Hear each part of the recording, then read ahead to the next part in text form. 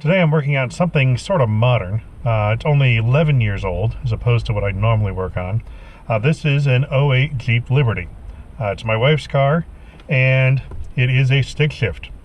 It is one of the last ones made, which is one of the reasons we bought it. Now this has the NSG-370 transmission, which come to find out is terrible. They're apparently made very badly. They jump out of gear a lot. Their shifters don't work well. They don't have detents on the gears. They have them all in the shifter. It doesn't like going into reverse.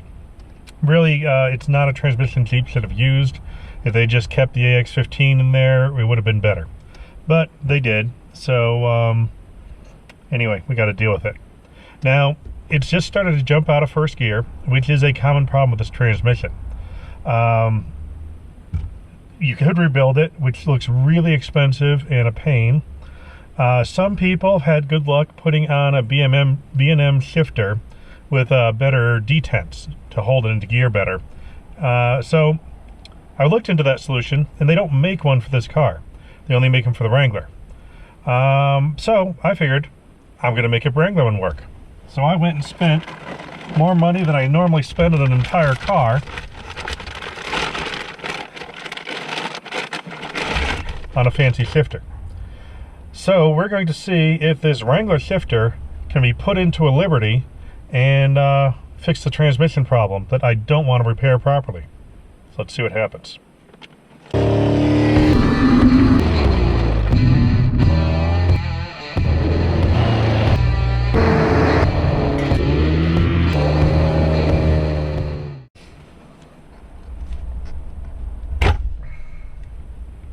I work out that idea was crazy.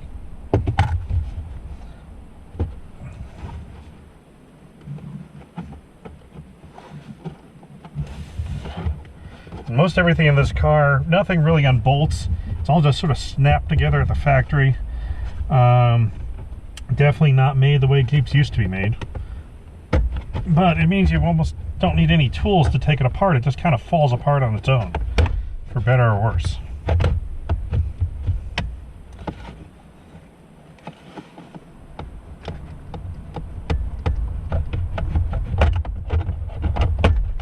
Just hope you don't break it too badly when you take it apart.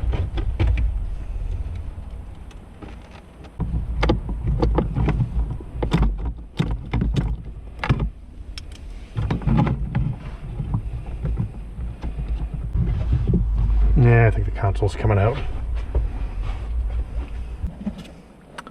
Got the boot out, and immediately I see a problem.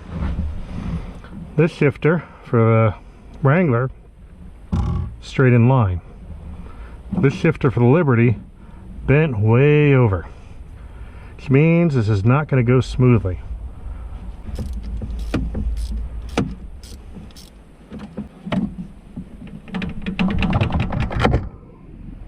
There we go. Looks like it'll work in the transmission. So maybe my only problem is the shift lever. Hopefully I can get around that without too much difficulty.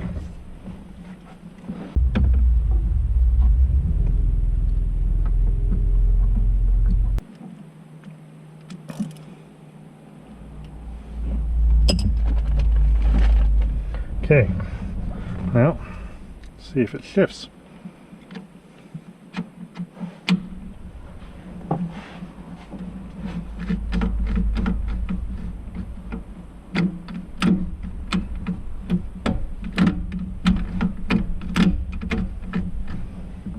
Doesn't feel half bad. Alright, roughly cut out the foam. Did a very choppy job, but let's see if I can get this to fit in there again.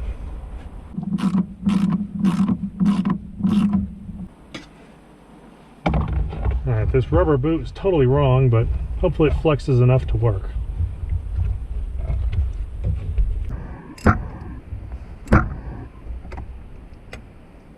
Alright, got a boot on there.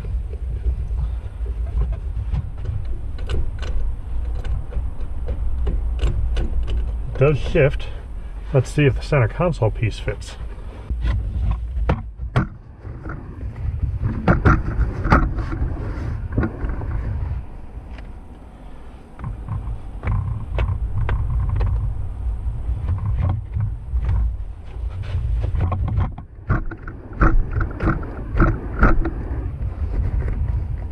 Looks like we're not going to be able to get first gear.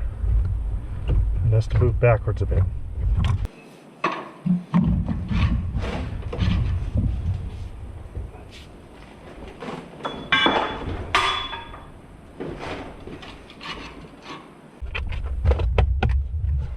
Alright. See how that goes. So I think we're ready for a test drive.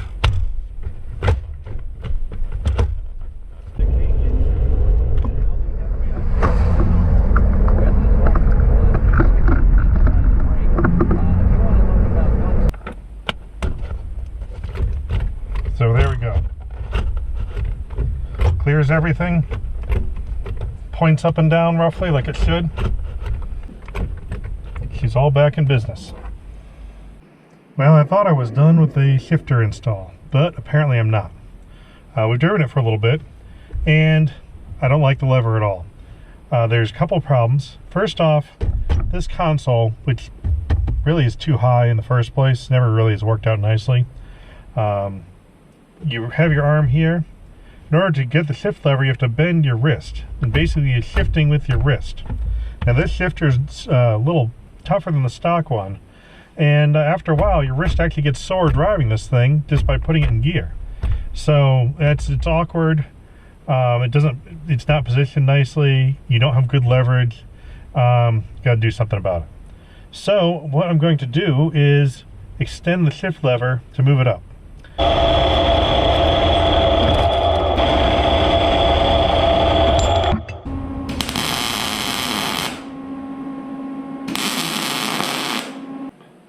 And this is what I came up with. Now, in case you want to try this on your own vehicle, I'm going to take some measurements so you don't have to take it out and in and out about 50 times like I did. This first bend, I didn't really move. That's pretty much the factory Liberty bend. This next bend is about 60 degrees. I actually straightened that one out. So normally it's bent more, it has to be flattened to 60. Then, about 2.5 inches up from that, another bend, basically arcing around where that original bend was. And that one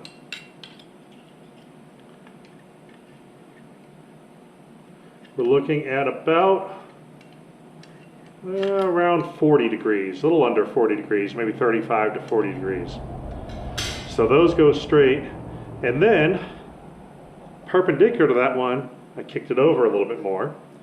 Now the extension makes it from the original bend, which is a good index point. We'll go from there, around this bend, and all the way up. You end up with a little over a foot. So maybe 12.25 inches. And then from the top down, which will be the easiest way to measure it, you have about 4 inches to this bend. And this bend is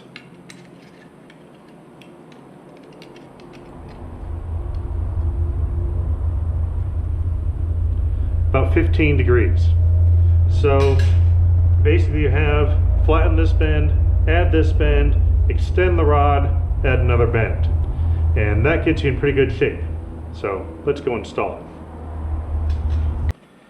Now, you may have noticed I've got extra washers that I add on here. There is a big rubber bushing in this thing right here that is horribly soft, and I hated the way this felt from the beginning. So I added a washer and another washer, and this really helped the feel of the shift lever. This small one fits right inside and compresses the rubber a bit. The big one actually hits this outer edge and firms the whole thing up pretty nicely. So one way to get rid of some of the rubbery slop in this shift lever is just a couple washers. Slide this over. Now all that cutting and welding, it's gone. Don't see it anymore. Shift lever in place. My arm is just barely clearing this console. So you have to get that far up to be reasonable on this thing. And the boot stretches everywhere I need it to go. So it's time for a test drive.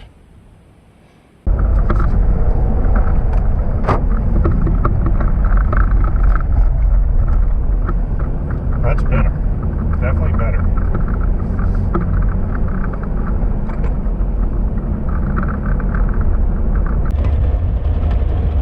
Shifter's working pretty well. I'm happy with it. Definitely better than before. As long as this thing doesn't pop out of gear, I'll be real happy.